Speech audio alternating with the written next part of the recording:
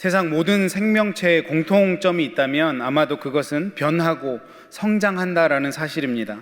만약에 변화가 없고 또 성장이 없는 것은 바로 죽었다는 뜻을 얘기하는 것이죠. 성경에 보면 우리의 믿음을 생명체에 비유하고 있을 때가 많이 있습니다. 그래서 믿음의 진보라든지 신앙의 성숙, 또 신앙의 성장이라고 표현을 하는 이유가 바로 우리의 이 믿음을 이 생명체에 비유하고 있기 때문입니다.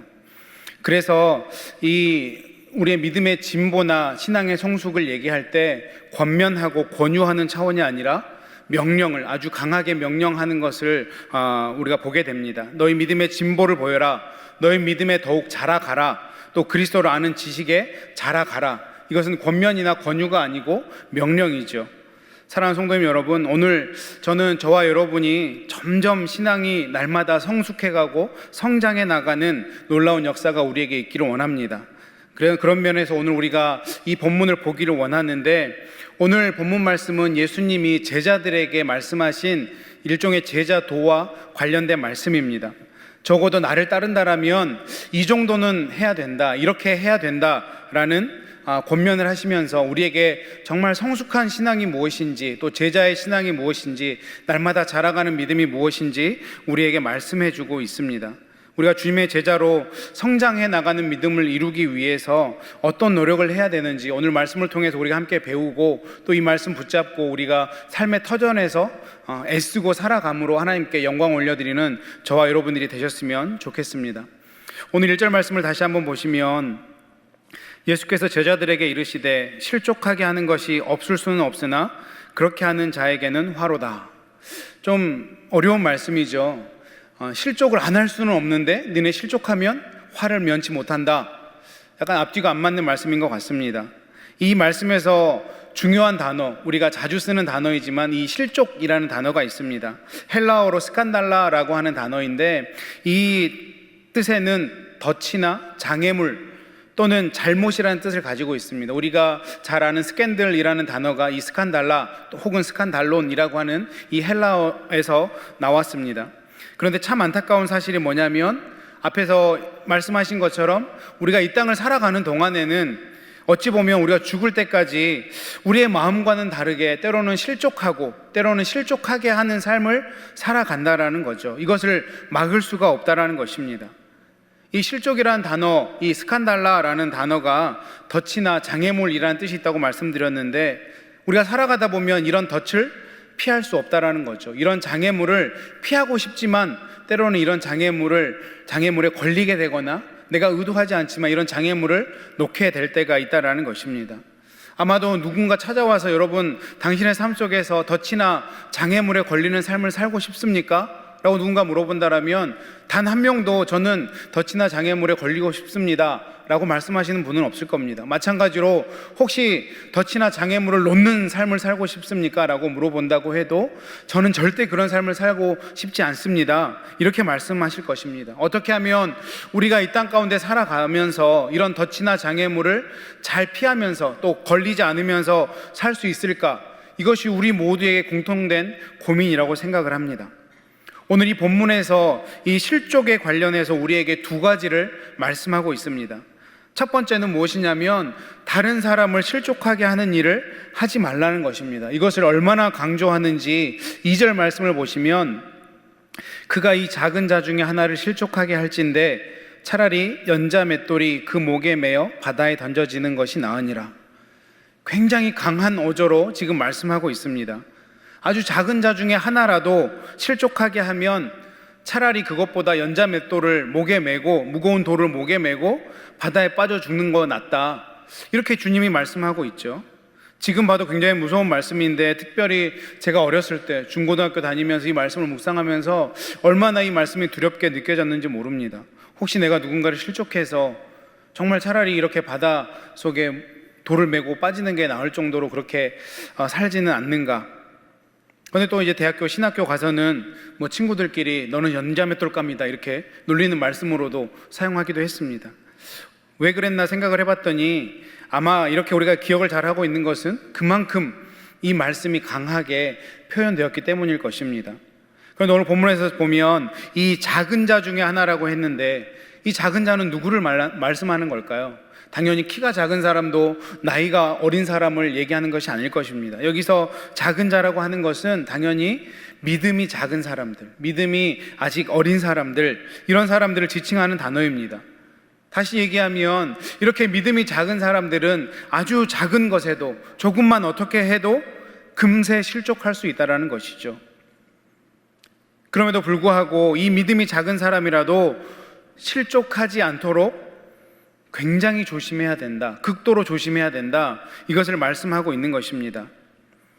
이 구절이 제가 목사가 되고 나니까 더 큰 부담으로 다가왔습니다. 혹시 제가 누군가를 만나서, 성도님들을 만나서 말씀을 할 때, 말씀을 나눌 때 괜한 말 한마디에 혹시나 실족하지 않을까, 마음의 어려움 겪지 않을까, 설교를 쓸 때도 이렇게 썼다가 저렇게 썼다가 수십 번을 고칩니다. 텍스트나 이메일 같은 걸 할 때도 이렇게 표현을 해야 될까, 저렇게 표현을 해야 될까, 굉장히 많은 고민을 합니다. 그런데 이 본문 말씀은 당연히 목회자에만 주는 말씀이 아니라 믿음으로 살아가는 우리 모두에게 주시는 말씀이 바로 이 말씀입니다. 사랑하는 성도님 여러분, 혹시나 우리가 살아가다가 내 주변에 있는 형제들을, 자매들을 의도치 않게 이렇게 어려움 가운데 놓이게 하는 경험은 없습니까? 우리 중 그 어느 누구도 내가 정말 의도해서 저 사람 상처받아라, 실족해라 이러면서 어려움을 주는 분은 아무도 없을 것입니다. 내 의도와는 상관없게, 때로는 오해인 것 같은데도 실족했다 이렇게 말하는 경우가 덜어 있는 것을 너무나 잘 알고 있습니다. 내가 그렇게 의도하지 않았으니 상처받지 마십시오 이렇게 얘기를 해도 이미 그 때는 늦었다라는 것도 우리는 너무나 잘 알고 있습니다. 제가 예전에 사무실에서 한번 일하고 있는데, 좀 바쁘게 일을 하고 있는데 어떤 연로하신 권사님께서 담임 목사님 사무실에 찾아오셨습니다. 그러면서 이제 담임 목사님이 좀 바쁜 가운데 계셨던 것 같은데, 그냥 노크하고 응답이 이렇게 들려오지 않는데도 이렇게 어찌 보면 좀 밀고 들어가는 듯이 그렇게 들어가서 목사님 지금 좀 바쁘십니다 이렇게 말씀을 해드렸는데, 아마 제가 그 권사님한테 말하는 눈빛이 굉장히 선한 눈빛이 아니었었나 봐요. 저는 전혀 느끼지 못했는데 한 일주일 지나더니 그 권사님이 식사를 하자고 하셔서 저는 맛있는 걸 사주시려나 보다 하고 아주 반가운 마음에 갔는데, 밥을 먹으면서 권사님께서 하시는 말씀이, 목사님 그때 그 눈빛이 제가 잊을 수가 없습니다. 그러시면서 이러한 것은 조심하셨으면 좋겠습니다. 얼마나 감사했는지 모릅니다. 그렇게 인격적으로 저에게 밥까지 사주시면서 어찌 보면 본인이 실족했던, 또 마음이 상했던 그런 일들인데 더 조심하라고 이렇게 권면해 주시는 게 너무나 감사했었는데, 우리가 살다 보면 의도하건 의도하지 않건, 제가 그 권사님에게 정말 악의를 가지고 그렇게 얘기를 했겠습니까? 그냥 일을 하다가 바쁜 와중에 또 목사님이 혹시나 좀 당황하지 않으실까, 그런 걱정되는 마음에 권사님께 지금 목사님이 좀 바쁘신 것 같습니다 얘기했는데, 그 권사님은 저의 그 표현을 그렇게 보지 않으셨던 것이죠. 우리 교회는 당연히 사랑의 공동체이기 때문에 이렇게 말 하나에도, 눈빛 하나에도 너무나 조심해서 말하고 또 표현해야 된다는 것을 너무나 잘 알고 있습니다. 그렇게 되지 않기 위해서 정말 더 노력해야 된다, 애써야 된다, 우리 주님이 그렇게 말씀하고 있는 것이죠. 저는 오늘 저와 여러분이 다른 사람을 실족하게 하고 넘어뜨리는 사람이 아니라 정말 주님이 원하시는 것처럼 오히려 넘어져 있는 사람도 세워줄 수 있는 그런 믿음의 사람들이 다 되시기를 주님의 이름으로 축원합니다. 그런가 하면 이 실족과 관련해서 주님께서 우리에게 두 번째로 말씀하시는 것이 무엇이냐면, 우리가 다른 사람을 실족시켜서도 안 되겠지만 더불어서 나 자신도 누군가로부터 실족당하는 일을 피하라 이렇게 말씀하고 있습니다. 3절 4절 말씀을 다시 한번 보시면, 너희는 스스로 조심하라. 만일 내 형제가 죄를 범하거든 경고하고 회개하거든 용서하라. 만일 하루에 7번이라도 내게 죄를 짓고 7번 내게 돌아와서 내가 회개하노라 하거든 너는 용서하라 하시더라. 여기 3절 말씀에서 내 형제가 죄를 범하거든 이렇게 말씀하고 있습니다. 여기서 죄를 범한다는 뜻은 1절 2절에서 연계해서 나를 실족하게 하는 것을 뜻합니다. 혹시 형제가 나를 실족해 하면 어떻게 하라고 말씀합니까? 경고하고, 그리고 그 형제가 찾아와서 회개하거든, 용서를 구하거든 용서해 줘라. 그런데 그냥이 아니라 하루에 7번 나를 실족하게 했더라도 7번 찾아와서 용서를 구하면 모두 다 용서해 주라, 이렇게 말씀하고 있습니다. 앞에서 말씀드린 것처럼 이 실족이라는 것은 덫을 놓아서 아프게 하고 또 걸려 넘어지게 하고 때로는 그것 때문에 퇴보하게 하고 우리가 정상 궤도로 가고 있는데 그 궤도를 이탈하게 하는 것, 이것이 실족입니다.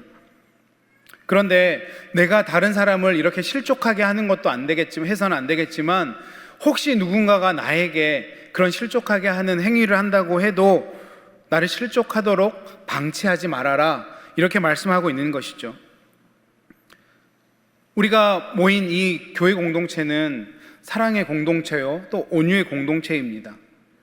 당연히 품고 품어주고 용서하고 해야죠. 하지만 그냥 교회가 좋은 게 좋은 거지라고 모든 일을 넘어가서는 안 된다는 것입니다. 잘못된 것도 그냥 넘어간다라면 그것은 공동체를 더 힘들게 하는 일이고 공동체를 건강하게 하지 못하는 그런 행위인 것입니다. 그렇기 때문에 이 모든 것에 사랑을 더해서 때로는 교회의 일원으로서 믿음과 말씀에서 이탈하게 되면 지혜로운 방법으로 또 지혜로운 말씀으로 경고해야 된다는 것이죠. 제가 이 설교를 쓰면서 한 가지 걱정을 했습니다. 제가 이렇게 설교한다고 해서 박유 목사가 이제 잘못된 것은 경고하라고 했어 라고 모든 사람에게 찾아가서 당신 그렇게 하면 안 됩니다, 이렇게 하면 이 공동체는 깨집니다. 제가 분명히 말씀드리는 것은 이 모든 것에 사랑을 더해서 교회적인 차원에서 함께 기도하고 또 사랑으로 권면하는 것을 말씀드리는 것이죠. 하지만 더 중요한 것은 무엇이냐면 아무리 나를 실족하게 하고 나를 아프게 하고 나를 힘들게 한다라고 해서 그 사람에게 권면을 하되 그 사람이 잘못을 뉘우치고 용서를 구하고 회개하면 7번이라도 용서하라, 이것을 우리가 더 주의 깊게 봐야 되는 것입니다. 앞에서 말씀드린 것처럼 우리가 믿음의 사람으로 주님의 제자로 살아가기 위해서 내가 누군가를 실족하게 해서도 안 되고 때로는 누군가가 나를 실족하게 한다라면 그것을 그냥 방치해서 내가 그 실족하는 것이 아니라 내가 실족하지 않게 내 스스로를 지키는 것도 중요하다, 이것이 교회 안에 반드시 필요하다, 주님께서 우리에게 말씀하고 있는 것입니다. 이것이 어찌 보면 날마다 성장해 나가는 제자들의 믿음이요 또 그 믿음의 모습인 것입니다. 이처럼 예수님께서 다른 사람을 실족하게 하지도 말고 또 누군가로부터 실족당하지 않도록 조심하라, 이렇게 말씀하시자 제자들이 어떻게 반응합니까? 5절 말씀을 보면 사도들이 주께 여짜오되 우리에게 믿음을 더하소서, 이렇게 말씀합니다. 저는 이 제자들의 답을 보면서 제자들의 지혜에 굉장히 감탄했습니다. 예수님께서 다른 사람을 실족하게 하지 마라, 너희도 혹시 다른 사람들에 의해서 실족당하지 마라, 이렇게 말씀하시니까 제자들이 다른 것을 구한 것이 아니라 믿음을 구했습니다. 우리에게 믿음을 더하소서. 저는 이것이 굉장히 중요한 포인트라고 생각합니다. 다른 사람을 실족시키지 않는 인생이 되기 위해서 내 인격을 가다듬고 더 도덕적인 사람이 되려고 노력하고 더 교양을 쌓고 이런 것으로 남들을 실족하게 하는 인생이 안 된다는 것이에요. 오직 내가 남들을 실족하지 않게 하고 또 남들이 나를 실족하는 것을 막기 위해서 우리에게 가장 중요한 것은 믿음이라는 것입니다.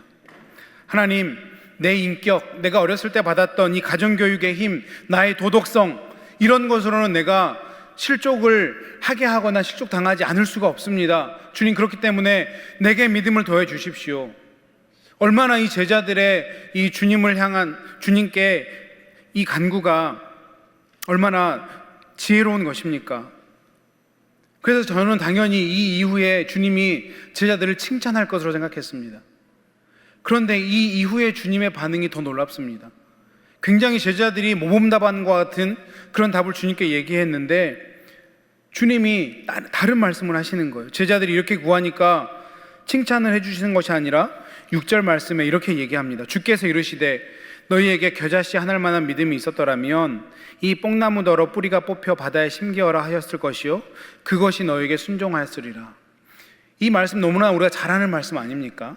우리에게 겨자씨만한 믿음이 있으면 산에 있는 나무, 뽕나무 보고 바다에 심기어져라 하면 그것이 이루어질 거다.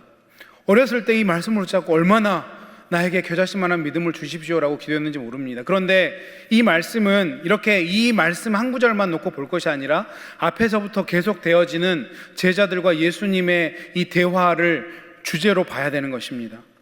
이것을 메시지 성경으로 한 번 더 읽어드리면 유진 피터슨 목사님은 이렇게 번역했습니다. 그러자 주님께서 말씀하셨다. 너희에게 필요한 것은 더 큰 믿음이 아니다. 더 큰 믿음도 없고 더 작은 믿음도 없다. 너희에게 나달 한 알 만한 믿음이 있으면 깨알 만한 믿음이 있어도 너희가 이 뽕나무더러 가서 호수에 뛰어들어라 하고 말할 수 있다. 너희가 말하면 그렇게 될 것이다. 지금 이 말씀이 주는 핵심이 무엇입니까? 겨자씨만한 믿음을 구하라는 말이 아닙니다.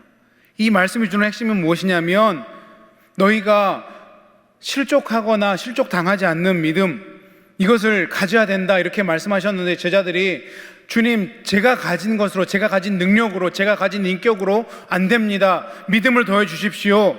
이렇게 제자들이 대답을 했더니 예수님께서 뭐라고 말씀하시는 거냐면 너희에게 그 믿음이 있다라는 거예요. 겨자씨만한 그 믿음이 너희에게 있다라는 것입니다.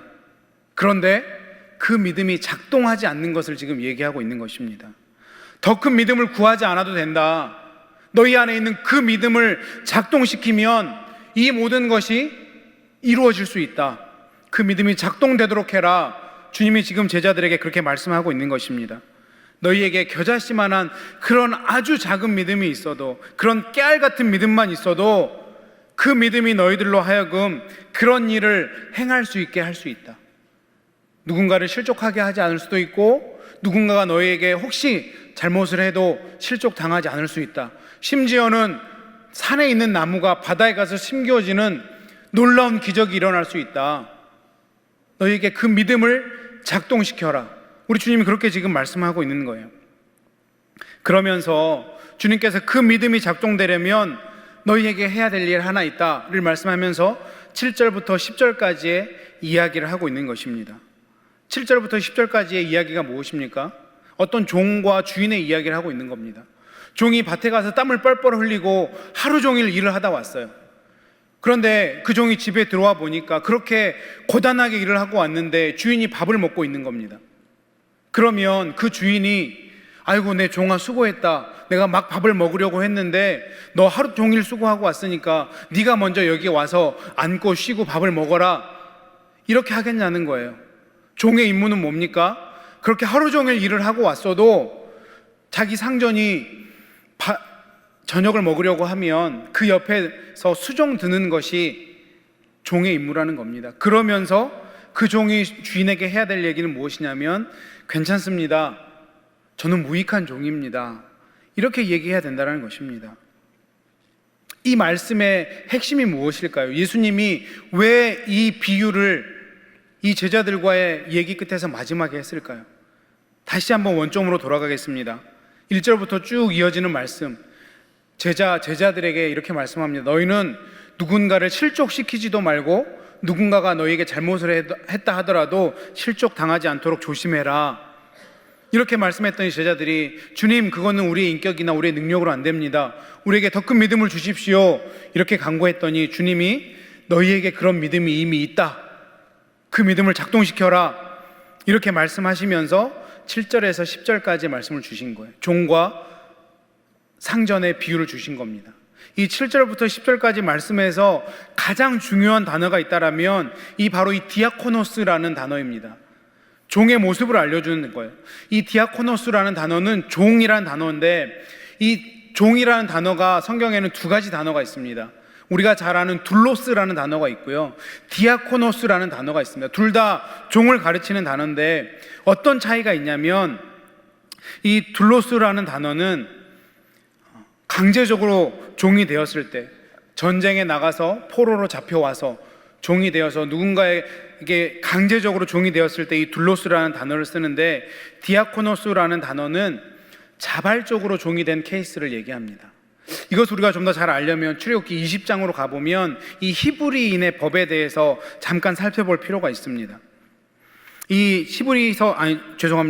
출애굽기 21장에 가면 히브리 법이 나오는데 21장 2절에 이렇게 얘기합니다. 굉장히 고대의 법인데 인권법 같아요. 놀랍습니다. 21장 2절을 보면 이렇게 말씀합니다. 내가 히브리 종을 사면 그는 6해 동안 섬길 것이요 7째 해에는 몸값을 물지 않고 나가 자유인이 될 것이며, 이렇게 얘기합니다. 내가 분명히 돈을 주고 종을 샀어요. 그러면 이 종을 6년 동안만 내 집에서 일하게 하고 7년째에는 내가 돈을 주고 샀음에도 불구하고 몸값을 받지 않고 자유롭게 해달라는 얘기입니다. 6년만 일하면 7년째에는 해방인 거예요. 그래서 7년째에는 모든 종들이 다 풀려납니다. 그런데 대부분의 종들은 그냥 여기저기 떠다니다가 다시 또 잡혀서 또 종살이를 한다고 합니다. 그런데 간혹 그 중에 일부가 6년 동안 종살이를 하면서 그 주인과 관계가 너무 좋았던 거예요. 아니면 자기 처자식이 있는데 처자식을 다시 또 밖에 나가면 잡혀서 또 노예 생활을 하게 되니까 차라리 이 주인 밑에서 내가 평생을 일하면 먹고는 살겠다, 이런 경우가 있으면 주인에게 얘기를 하는 겁니다. 저는 그냥 종으로 계속 살겠습니다. 자유를 얻지 않겠습니다. 이런 경우에 주인과 종이 함께 이 법원 같은 데를 갔어요. 이 당시에는 문설주, 성벽 문 같은 데 가면 거기서 다 사람들이 다 보는 앞에서 재판을 했습니다. 그러면 거기 가서 이 사람이 자발적으로 앞으로 계속 평생 내 집의 종이 되겠다고 합니다 라고 사람들 앞에서 그렇게 서원을 하면 그 종의 귀에 귀고리를 뚫습니다. 그래서 종이 귀고리를 뚫고 있는 종은 평생 자유가 없이 평생 그 집의 종이 되는 겁니다. 이런 종을 가리켜서 디아코노스, 이 자발적인 종이라고 얘기를 합니다. 그런데 이 자발적인 종이 왜 되었냐고 얘기를 하면 출애굽기 21장 5절에 보면 만일 종이 분명히 말하기를 내가 상전과 내 처자를 사랑해서 라고 얘기를 합니다. 내 주인을 사랑하고 내 처자를 사랑해서 평생 종이 되겠습니다. 이 디아코노스의 핵심은 바로 이 사랑의 정신에 있는 겁니다. 다시 돌아가서 이 본문으로 돌아가 보면 우리 삶에서 믿음이 작동되기 위해서 가장 중요한 게 무엇이냐면 자발적인 종이 되는 거죠. 이걸 다른 말로 표현하면 무엇이냐면 내 권리의 포기입니다. 내가 더 자유로울 수 있고 더 누릴 수 있는데 자발적인 종이 되겠다라고 한다는 것은 내가 누릴 권리를 포기한다라는 거예요. 우리 주님이 제자들에게 이렇게 말씀하고 있죠. 너희가 정말 내 제자로 살아가기 위해서 너희 안에 이미 이 작은 믿음이 있는데 이 작은 믿음을 작동하는 게 중요하다. 이 작은 믿음을 작동하기 위해서 디아코노스가 돼야 되는데 이 디아코노스의 핵심인 바로 이 권리 포기에 있다는 것입니다. 우리가 교회에서 신앙생활을 하다가 이런 생각을 많이 하지 않습니까? 내가 이 교회를 지금까지 어떻게 열심히 섬겨왔는데, 내가 몇 년 동안이나 이 교회에 충성 봉사해 왔는데 내가 이 정도는 누려도 되지 않겠나? 내가 왜 이런 대접을 받아야 되나? 우리 마음속 깊은 곳에 그런 일들을 당하면 정말 쓴뿌리처럼 그렇게 올라오지 않습니까? 겉으로는 안 그런 척하지만, 안 그러려고 애를 쓰지만 뿌리 깊은 내면 속에는 그런 마음들이 있다라는 것이죠. 주님은 그 마음을 보시고 제자들에게 말씀하는 겁니다.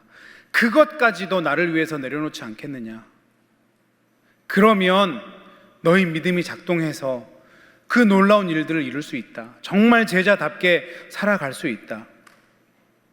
비단 교회에서뿐만이겠습니까? 가정 안에서도 이런 모습이 있지 않겠습니까? 우리 남편들, 내가 이민 와서 내 가족 먹여 살리려고 허리가 휘도록 그렇게 때로는 하대받아가며 때로는 무시당해가며 그렇게 먹여 살렸는데 집에 가보면 하루 세끼 달라고 그런다고 삼시세끼라고 놀림도 받고, 그렇게 살아가야 되나? 이게 가정인가? 그런 어려운 마음들이 들지 않습니까? 아내분들도 마찬가지입니다. 자녀들 양육하는 게 얼마나 힘듭니까? 집에서 아이들 키우고 살림하는 것 결코 쉽지 않은 일입니다. 또 때가 되면, 또 필요하면 밖에 나가서 돈도 벌어와야 됩니다. 때로는 철없는 남편 품어주고 사랑해줘야 되는 일 결코 쉽지 않습니다. 이 남편들의 수고, 아내들의 수고, 우리 주님이 저는 다 알고 있다고 생각을 합니다. 그럼에도 불구하고, 그렇게 애를 쓰고 수고를 했음에도 불구하고 주님을 사랑해서, 내 사랑하는 아내 때문에, 내 사랑하는 남편 때문에 내가 당연히 누려야 될 그 수고에 대한 대가를 반납하고 권리를 포기하고, 내가 밭에서 그렇게 땀을 뻘뻘 흘리도록 수고했지만, 내가 가정을 위해서 내가 이렇게 애를 썼지만, 이 교회를 위해서 누가 칭찬해 주지 않아도 그렇게 열심히 섬겨왔지만, 내가 주님 앞에서 섬기는 종의 자리를 그렇게 견지하겠습니다. 내 권리는 주님 때문에 포기하겠습니다. 이것이 바로 우리 교회를 살리고 가정을 살리는 비결이다. 제자로 살아가는 비결이다. 주님이 오늘 우리에게 그렇게 말씀하고 있는 것입니다. 우리가 날마다 자라나는, 성숙해 나가는, 성장해 나가는 신앙인이 되기 위해서 여러 가지 모습이 있겠지만, 오늘 이 한 가지만 저는 우리 사랑하는 성도님들에게, 또 스스로 저에게 권면하고 싶습니다. 자발적인 종이 되는 모습, 내 권리를 포기하는 모습, 그 모습으로 우리가 살아간다라면 교회에서, 가정에서, 내 삶의 터전에서 그렇게 살아가면서 주님께는, 주님, 그럼에도 저는 무익한 종입니다. 주님 앞에서 저는 무익한 종입니다. 그렇게 고백한다라면 그 고백 안에 우리가 더 하나님이 원하시는 모습으로 날마다 성장해 나갈 수 있는 것이죠. 권리를 주장하는 것이 아니라 당연히 받아야 될 권리이지만 그 권리를 스스로 반납하고 포기하고 끝까지 섬기는 종의 자리에 서면서, 나는 무익한 종입니다. 주님께서 나를 위해 그 십자가에 피 흘리신 보혈 때문에 저는 당연히 마땅히 해야 될 일을 한 것뿐입니다. 모든 영광은 주님만 받으십시오. 그렇게 고백하는 겸손한 주님의 종들, 날마다 주님 앞에서 그렇게 자라나가는 주의 종들이 되셔서 하나님께만 영광 올려드리고, 또 우리가 언젠가 주님 앞에 서게 되는 그날에, 주님의 나라에 가게 되는 그날에 주님 앞에서 잘했다 내 사랑하는 아들아, 수고했다 내 사랑하는 딸아, 그렇게 우리 주님이 품어주실 때, 주님 저는 그거면 됐습니다, 그렇게 고백할 수 있는 저와 여러분 되시기를 주님의 이름으로 축원합니다. 이번 한 주간 우리가 세상으로 나아가고 또 가정으로 나아가게 될 텐데, 이 정신으로, 이 디아코노스의 정신으로 한번 살아가 보지 않겠습니까? 그럴 때 주님께서 우리 삶 가운데 찾아오셔서 내가 너를 사랑한다, 네가 참 수고가 많다, 그 주님의 사랑과 또 그 주님의 위로를 받으시는 저와 여러분 되시기를 주님의 이름으로 축원합니다. 기도하겠습니다.